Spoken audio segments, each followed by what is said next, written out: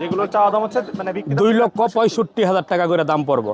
এরপরে আমার কথা হয়েছে কোনটা যে ভিডিও দেখতেছে তার ভিডিওতে দেখে লাভ নেই। আমার কথা হচ্ছে সরাসরি যদি দেখার ইচ্ছা থাকে দেখে সরাসরি আইয়া নেক। আমার কথা হচ্ছে আমি কতিক ভাই আহামরি দাম চাই না এই গরু। আমি কতি এই গরু দাম চাইলে 350 করে দাম চাইতাম, কিন্তু আমি ভাই যেমন দাম চাই না, আমি কতি দাম একবারে সীমিত দাম চাই।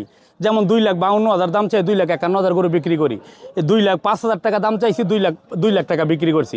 এর জন্য ভাই আমি দামাদামি করি না, একবারে সীমিত রেট বইলা দিই যে আমার সাথে পাবলিকের ভিডিও দেখে দামাদামি করে আমার থেকেও মাল নেয় না।